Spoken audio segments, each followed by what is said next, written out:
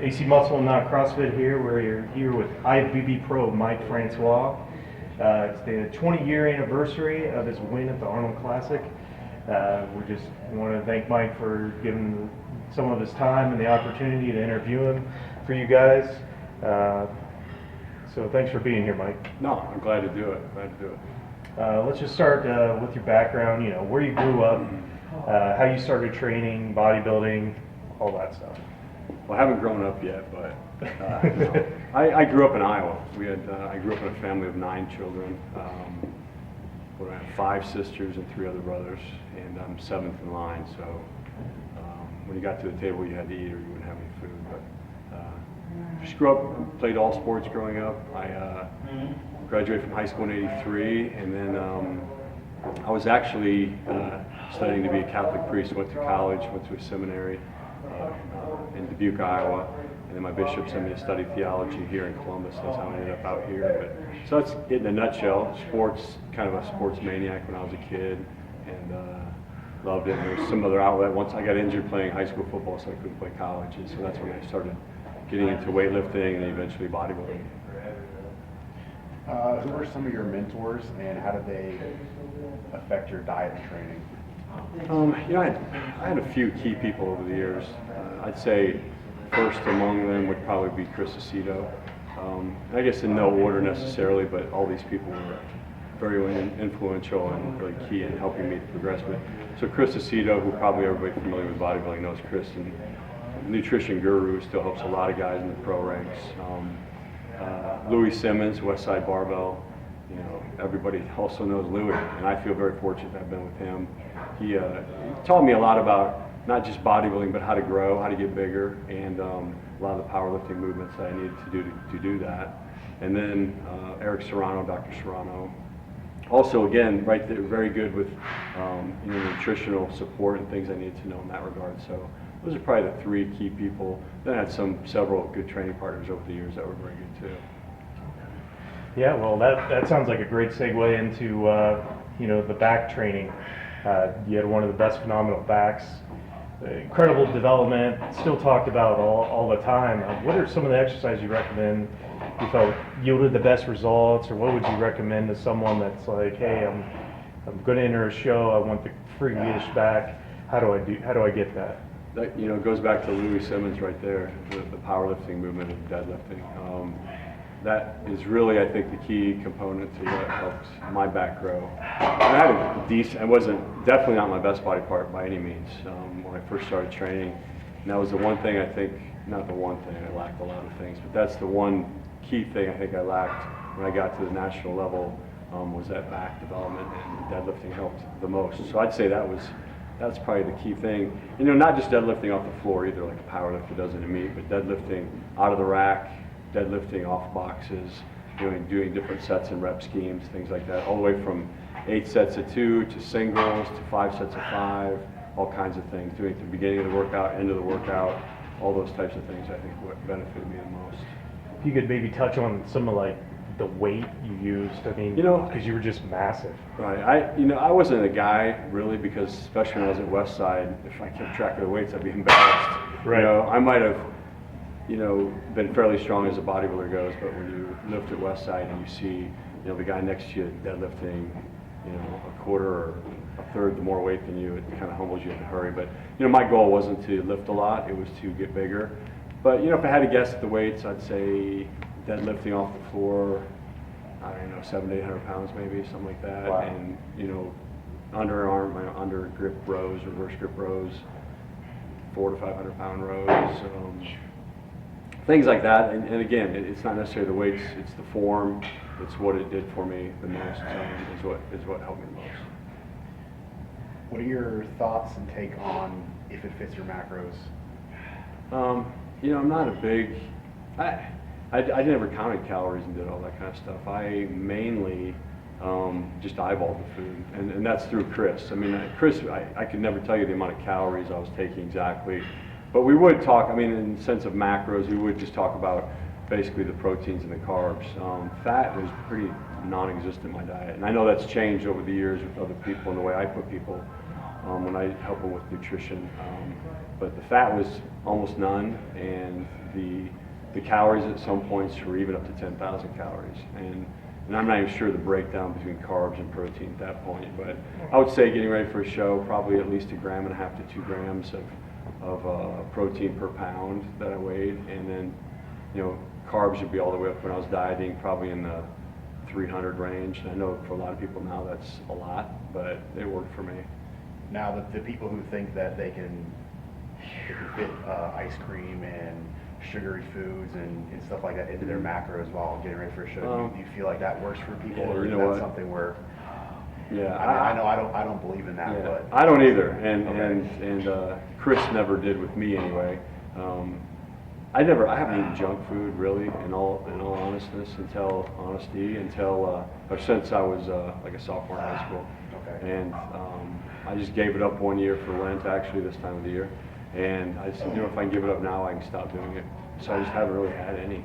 And so it wasn't even a temptation for me, I guess. So, but I'm not a believer in that. I just think, why not stay? If you need to have more carbs or whatever it is that junk's giving you, the sugars, I mean, it all breaks down to sugar eventually in your body. So why not just have more rice or more, you know, potatoes or whatever it is you need for carbs? So that's how I looked at it.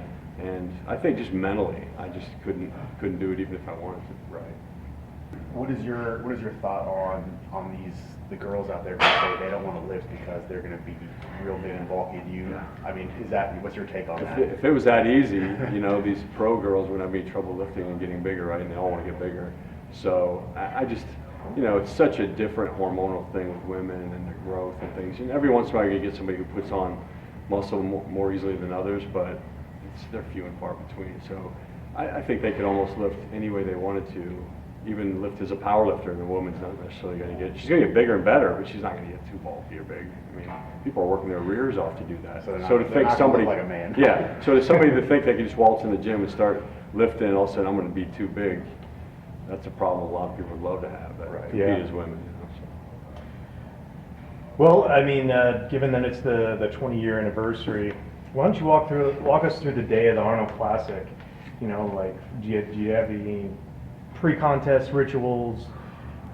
Just give us a picture through your eyes of that day and how it went. You know, it was, I think, if I remember right, I can't remember. I know one year at the Arnold I stayed home, just slept in my own bed and didn't even go down to use the hotel, and one year I did. I think I did go down that year. So, you know, just go down to the hotel. What was funny was the night before, actually, Chris Aceto was here, came into town all the time, like a week ahead of time to help me get ready. And then if it would be an out-of-town show, he'd travel with me. If not, like when the Arnold, he would stay here. But I remember he was looking at me all week in the gym under certain lighting. Then we got down to the hotel, and he's taking a look at me, and he's like, you know, he was kind of confused about, you know, if I was looking better or worse, or what was going on with my water. So he said, let's just get in the car and go all the way back up. So we came from downtown back up to the gym. He's like, I took off my shirt. He just said, that's exactly what I needed to see. That's it. So it's the lighting. Lighting's key with all that stuff to see.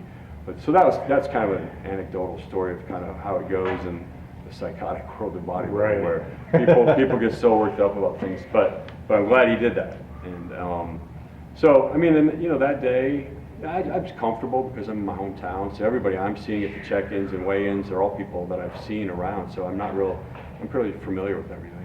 And I knew that Flex Wheeler the weekend before had won the Ironman competition in California, and I wasn't saying he was the only competition, but I knew he was probably the best of all those guys. I mean, I look at everybody's tough competition, so never overlook anything. So then he won that show. So I thought, well, I have to look better than him, and you know, so Chris is always a confidence builder. He just doesn't get too excited or upset about much. So it kept me calm. Then having my wife there helped too. But you know, it's just one of those things. Like any other competition I went, I felt good about how I looked, and you can tell immediately backstage when you take your stuff off. And this sounds kind of strange, but if the photographers are kind of coming and they see you, and all of a sudden, bang, bang, bang, they're all kind of gravitating over, you know you're on the money. If they're not, they're all. Yeah, I mean, you might get a few here or there, obviously, but that's kind of the way it was, and so I felt pretty good. And after the prejudging, from all the indications from people, they said it was between Flex and I, and they thought I had it, and it worked out like that. Wow. That's a great story. What supplements do you recommend to your clients? Do you even I'm not a huge supplement guy, but in all candor, I think the few I think work are, for sure, I think a protein powder, especially if you're getting enough calories, enough protein in your diet. Branched chain amino acids, 9 to 12 grams immediately after training. And then glutamine, 15 grams before you train, 15 grams after. And then probably a multivitamin if you're, because most of the time under the bodybuilding diet, sometimes you're not getting enough of certain nutrients. You want to make sure your body has them. So I'd say those are the key ones: a protein powder, branched chain aminos, glutamine, and then a vitamin. Okay. And not that others don't work, but I know those do work. Right. Okay. Now I guess for a little more of an unpleasant subject, but you know, can you touch a little bit on your illness and you know what about the illness that cut your career short, and when did you start to notice it? When? It was ulcerative colitis, and you know, it's one of those things where I knew something was up, so the major portion of all that went down in 1998, getting ready for the Arnold Classic, and I ended up having to have my colon totally removed, so I have no large intestine. But leading up to that, at the previous, what was it, September, October, whenever the Olympia was, the previous year, I started having some symptoms of it, and so I actually had to go to the hospital. And I was in the hospital. No one knew. I didn't want anybody to know. I didn't want Weider to know my contracts with them. So sure. And you don't have competition to know. You don't know how it's going to turn out. So I had to go. So I went to the hospital. I was in there for like 2 or 3 days, probably about 3 or 4 weeks before the Olympia. And then they put me on medicines, and all the medicines helped. Kind of, at least the colitis kind of subsided. Didn't completely go away, but I was able to kind of get through the Olympia. I was at my best by far. I mean, I was on prednisone and things that actually tear the muscle down instead of building it up. So it was tough, and water retention, things like that. So I got through that, went solid on the medications after that, continued to train and everything. You know, I was continuously staying with my doctor, and the doctor said, you know, just get ready for the Arnold, you're fine. He goes, in fact, the medicines have done such a good job that if I didn't know you had it, when they scoped me, he said I wouldn't even know that you had it. So I said, great. Everything was going fine with my training. Then about 2 weeks, I think it was 2 weeks before the Arnold, I just started getting, the symptoms were horrible. And I don't want to go into what they are, but sure. So I had to go to the hospital again, and then ended up just getting so bad that they removed my colon. And then I had an ileostomy, and then 11 weeks later, I had another surgery. So I was in the hospital about a month in.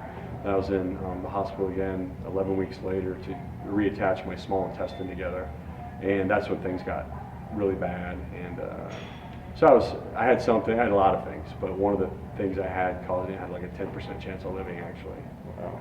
So probably 10% of the people that get this, it's a blood disorder thing where your blood coagulates, and then it runs out of clotting factor, and then it won't clot anymore, and you start bleeding to death internally. So long story short, you know, it just ended up that through the grace of God, prayers and everything else, I was able to make it through that. And so that's kind of how it ended up. We're glad how it ended up. Jeez, it's scary. Well, kind of touch on what are you up to now? What are your hobbies outside of the gym world? You know, what are you into? I'm married with 2 kids. I don't have a lot of time for hobbies, but you know, I don't honestly, it's sad to say, but I just spend a lot of time with my family. You know, we're all tight. My 2 boys are 10 and 12, so we're busy with them, and my wife. And we're just the type of family we just do everything together. Grocery shopping, whatever, go to movies, whatever it is. So that's where my free time is spent now that I have.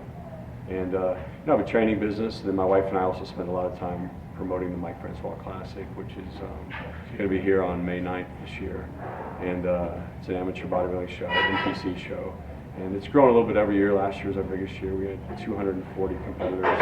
Probably all in all, morning and evening show, around a couple thousand spectators. So my wife works really hard on it. She does everything for it, I mean, basically.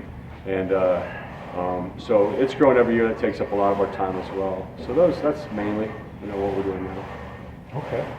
Well, if some of our viewers want to get in touch with you, and we'll put a link to all your information and your website. How can some of our viewers get in touch with you for nutritional programs, training Right. programs, just advice? Right. Just the easiest way is just my website, MikeFrancois.com.